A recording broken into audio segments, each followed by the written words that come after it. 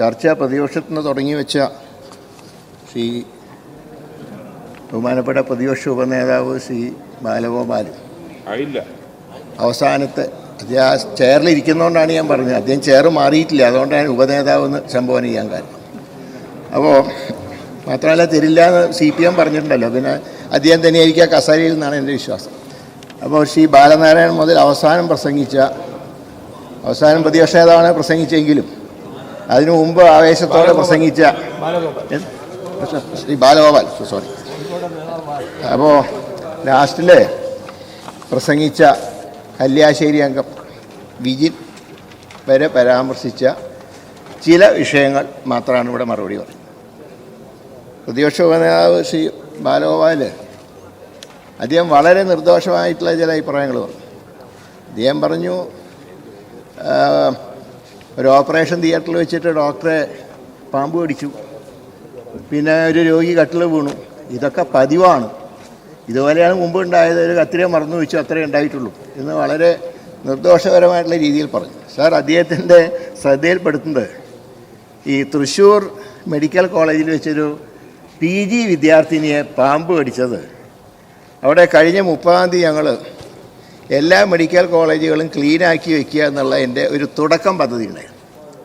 ആ തുടക്കം പദ്ധതിയിൽ ആ മെഡിക്കൽ കോളേജിലെ കാടുകളൊക്കെ വെട്ടിത്തെളിയിച്ചപ്പോൾ ഒരു പാമ്പ് രക്ഷപ്പെട്ട് ഒരു കാറിൻ്റെ ടയറിൻ്റെ അടിയിൽ പതുങ്ങിയിരിക്കുകയായിരുന്നു. അപ്പോൾ ഈ PG വിദ്യാർത്ഥിനി വന്ന് കാറിൽ കയറുന്നതിന് മുമ്പ് അതിൻ്റെ മേത്ത് ചവിട്ടി.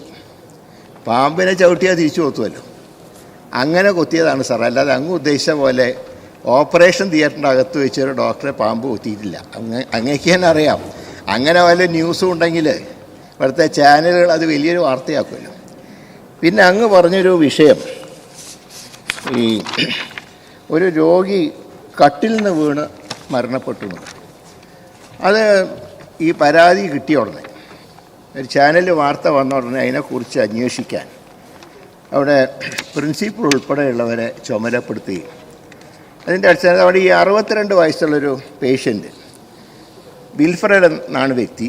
അദ്ദേഹത്തിന് വിൽസൺസ് എന്നൊരു ഡിസീസ് രോഗം. അതിൻ്റെ ഒരു പ്രത്യേകത എന്താണെന്ന് പറഞ്ഞാൽ അത് കരളിനെയും തലച്ചോറിനെയൊക്കെ ബാധിക്കുന്ന രോഗമാണ്. മാത്രമല്ല അതിന് മറ്റൊരു പ്രത്യേകതയുള്ളത് പെട്ടെന്ന് ഞെട്ടുന്നൊരു അസുഖമുണ്ട്. അങ്ങനെ അതുകൊണ്ട് തന്നെ അദ്ദേഹത്തിനെ പ്രത്യേകം ഒരു വാർഡിൽ ബെഡിൽ കിടത്തിയിരുന്നു.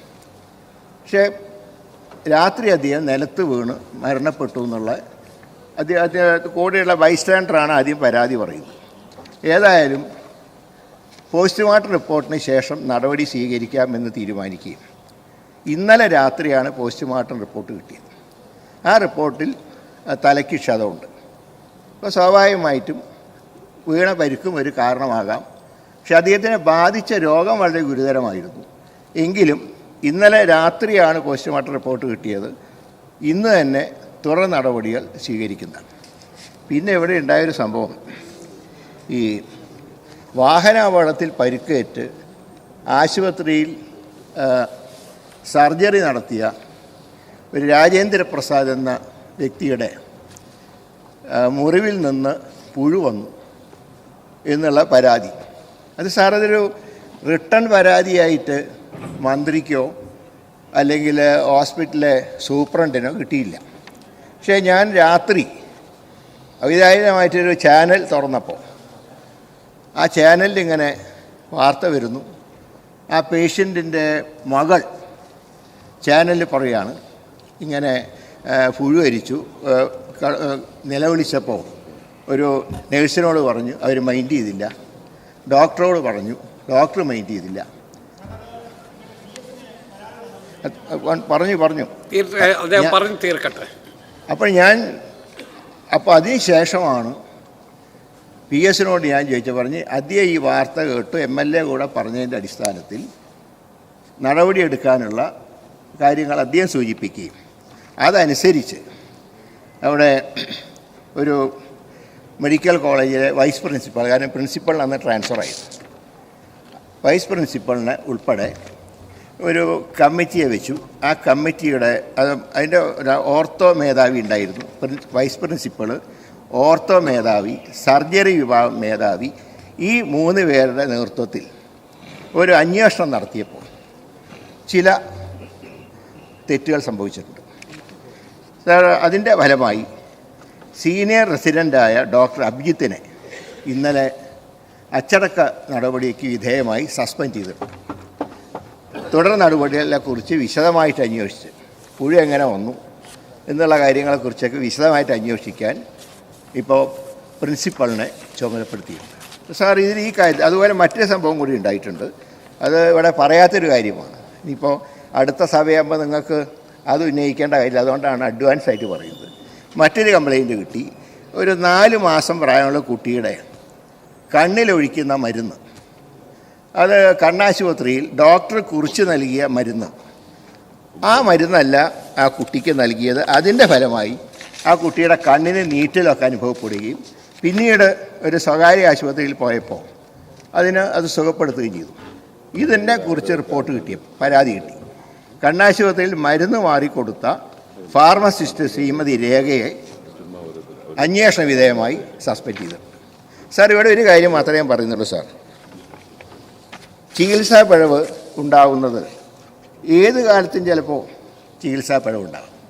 പക്ഷേ അതിനെക്കുറിച്ച് പരാതി കിട്ടിയാൽ വസ്തുനിഷ്ഠമായി അന്വേഷിച്ച് നടപടിയെടുക്കുക, അതാണ് ഗവൺമെൻറ് ചുമതല. അല്ലാതെ സിസ്റ്റം മുഴുവൻ തകരാറാണ്, എനിക്ക് ഒരു ഉത്തരവാദിത്വമില്ല എന്ന് പറയുന്നതല്ലല്ലോ സാർ ശരി. അങ്ങനെ സിസ്റ്റം തകരാറിലാണെങ്കിൽ മന്ത്രിയുടെ ആവശ്യമുണ്ടോ? അങ്ങനെ സിസ്റ്റം തകരാറാണെങ്കിൽ ഉദ്യോഗസ്ഥന്മാരുടെ ആവശ്യമുണ്ടോ? അതുകൊണ്ട് ഈ പരാതി കിട്ടിയ എല്ലാ പരാതികളും അന്വേഷിച്ച് ഒന്നിനും ന്യായീകരിക്കില്ല. അന്വേഷണ റിപ്പോർട്ട് കിട്ടിയാൽ, ഇനി വെള്ള പൂശുന്ന റിപ്പോർട്ടാണെങ്കിൽ അംഗീകരിക്കില്ല സാർ. പത്തനംതിട്ടയിൽ സംഭവം ഉണ്ടായി, ശ്രീ അബിൻ വർക്കി സൂചിപ്പിച്ചാണ്. ഒരു രോഗി, ആ രോഗിയുടെ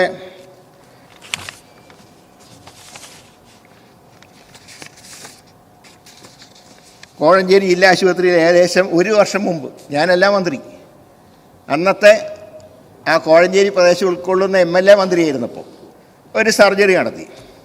ആ ഒരു വിഷബാധയേറ്റ് അതിനൊരു കുത്തിവയ്പ്പ് നടത്തി. കുറേ കഴിഞ്ഞപ്പോൾ അവർക്ക് ആ ഭാഗത്ത് വേദനയുണ്ടായി. വേദന സഹിക്കുക, നീര് വന്നു. രണ്ടാമതും പരിശോധിച്ചപ്പോൾ ഒരു സൂചി ഭദ്രമായിട്ട് അതിൻ്റെ അകത്ത് ഇരിക്കുന്നുണ്ട്.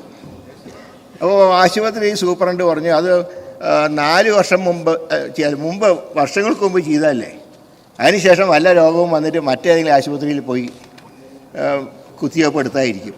പക്ഷേ ഞങ്ങൾ വിശ്വസിച്ചില്ല, അന്വേഷിക്കാൻ പറഞ്ഞു. അന്വേഷണ റിപ്പോർട്ട് വെള്ള ഉച്ചെന്ന റിപ്പോർട്ട് കിട്ടി. ആ റിപ്പോർട്ട് അംഗീകരിച്ചില്ല. പകരം നാളെ വൈകുന്നേരത്തിന് മുമ്പ് പൂർണ്ണമായിട്ട് എൻ്റെ റിപ്പോർട്ട് നൽകാൻ അവിടുത്തെ റേഡിയോളജിസ്റ്റ് ഉൾപ്പെടെയുള്ള സർജറി വിഭാഗത്തിൻ്റെ മേധാവികളെ ചുമതലപ്പെടുത്തി നാളെ വൈകുന്നേരം റിപ്പോർട്ട് കിട്ടിയാൽ മറ്റന്നാൾ കാലത്ത് നടപടി സ്വീകരിക്കും സാർ. അപ്പം ഞാൻ ഇത്രയേ സൂചിപ്പിക്കുന്നുള്ളൂ. എന്തെങ്കിലും പരാതി ഉണ്ടെങ്കിൽ MLA-മാർക്ക് നേരിട്ട് എന്നെ വിളിച്ച് വിവരം പറയാം. മുമ്പ് ഭരണകക്ഷി MLA-മാർ വിളിച്ചിട്ട് പോലും ഫോൺ എടുത്തില്ല എന്നാണ് പരാതിയെങ്കിൽ, ഞാൻ സാർ പ്രതിപക്ഷ MLA-മാർ ഉൾപ്പെടെയുള്ളവരുടെ ഫോൺ എടുക്കാം. തെറ്റുകൾ ഈ വകുപ്പ് സംബന്ധിച്ച് വളരെ പ്രയാസമുള്ള വകുപ്പാണ് സാർ. എല്ലാവരുടെയും സഹകരണത്തോടെ ഈ വകുപ്പ് നന്നായി കൊണ്ടുപോകണമെന്നാണ് ആഗ്രഹിക്കുന്നത്. അതുകൊണ്ട് എല്ലാവരുടെയും സഹകരണം ഇക്കാര്യത്തിൽ ഉണ്ടാകണം എന്നാണ് പറയാനുള്ളത്. മറ്റൊരു കാര്യമുള്ള സാർ, ദേവസ്വത്തിനെ കുറിച്ച് ശ്രീ BB ഗോപകുമാറും ശ്രീ V മുരളീധരനും പറഞ്ഞു, CBI അന്വേഷണം എന്തുകൊണ്ട് നടക്കുന്നില്ല സ്വർണ്ണക്കൊള്ള. സാർ, അങ്ങേക്ക് അറിയാം, SIT-യെ നിയമിച്ചത് ഹൈക്കോടതിയാണ്. ഹൈക്കോടതി സ്പെഷ്യൽ ഇൻവെസ്റ്റിഗേഷൻ ടീമിന് കൊടുത്ത നിർദ്ദേശം, നിങ്ങൾ ഒരു റിപ്പോർട്ടും സർക്കാരിനെ കാണിക്കണം. എൻ്റെ മുൻ സർക്കാരിൻ്റെ കാലത്താണ്. നിങ്ങൾ ഒരു റിപ്പോർട്ടും സംസ്ഥാന സർക്കാരിനെ കാണിക്കേണ്ട, റിപ്പോർട്ട് നേരിട്ട് നൽകിയാൽ മതി.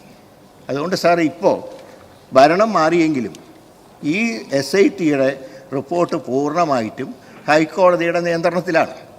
ആ റിപ്പോർട്ട് ചാർജ് ഷീറ്റ് കൊടുക്കുമല്ലോ, ചാർജ് ഷീറ്റ് കൊടുക്കുമ്പോൾ ആ പറഞ്ഞിട്ടുള്ള ചാർജ് ഷീറ്റിൽ പ്രതികളെ രക്ഷിക്കുന്ന എന്തെങ്കിലും കാര്യങ്ങളുണ്ടെങ്കിൽ അപ്പോൾ നമുക്ക് അതിന് ശേഷം മാത്രമേ തുടരന്വേഷണം നടത്താൻ കഴിയൂ. അത് അന്വേഷണം നടത്തും. ഒരു കാര്യം വ്യക്തമാണ് സാർ, സ്വർണം കട്ട ഒരാളെയും സംസ്ഥാന സർക്കാർ സംരക്ഷിക്കില്ല.